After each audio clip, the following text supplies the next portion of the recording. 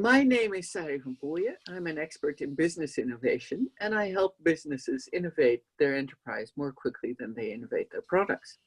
One of the things I really do for that is coaching the leadership, or individual leadership, or the leadership team. We've spoken about my interest in silences, stories, and sequences, and we've spoken about silences a bit and stories a bit, but I want to go deeper into that theme of storytelling. One of the things I really use to help leaders understand their story is the hero's journey. The hero's journey is based on a book by Joseph Campbell called The Hero with a Thousand Faces. And it really tells the story of stories.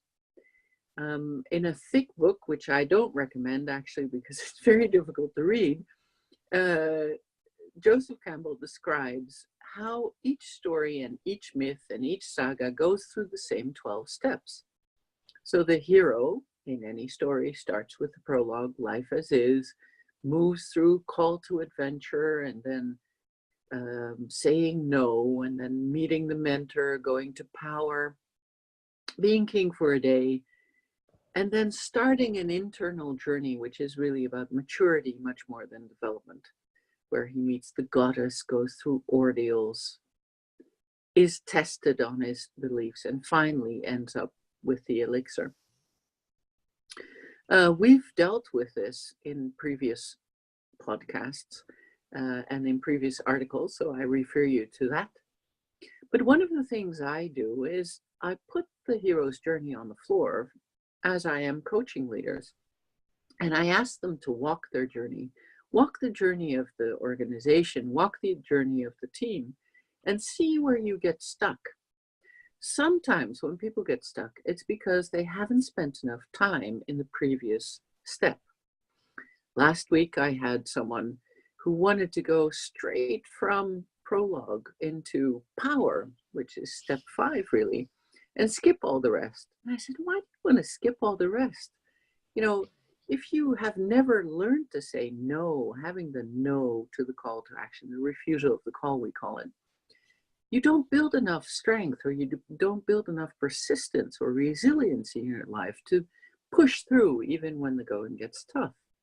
So going straight to power won't help you, because then you have the power, but as soon as something goes wrong, you don't have the resilience.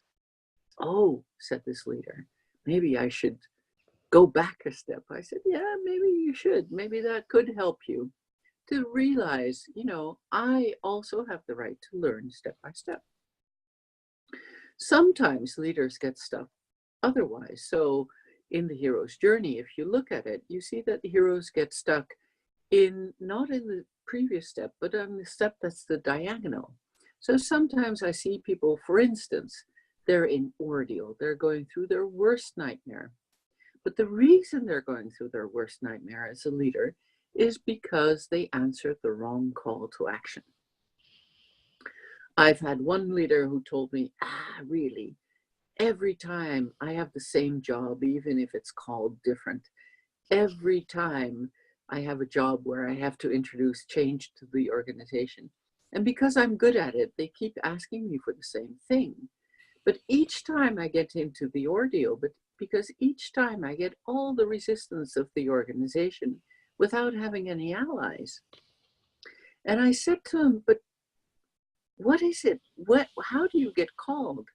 He said, well, the last time I had a job like that, the biggest boss called me up and he said, John, you're the only one who can do this.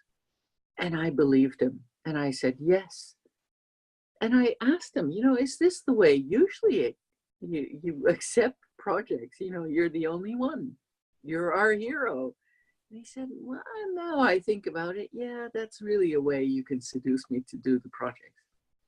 So one of the points in the leadership coaching with this guy was to really check out what are the conditions I would accept this request from, this call to action on. And instead of focusing on the honor and the value of getting a call from the highest person to change the organization, to really check, are the conditions for change in place? The last thing I use the hero's journey for, to give you an example, is the last step. You know, the last step in the hero's journey is the elixir. What do you want to come back with? And really, it's a question. Let's pretend that you're at the end of your life and you're looking back. What have you done to make the world a better place? And sometimes leaders come up with surprising answers that lead them to completely different paths. Last time I had a leader and he said to me, I'm not so interested in making another product for a multinational. I think I'm much more suited to do silversmithing. So I'm going to build out my hobby into my job because what I want to do for the world is to make beautiful things. So when we look at leadership team coaching, one of the things we look at is stories. What I use to look at stories is the hero's journey. And I really invite you to use that too.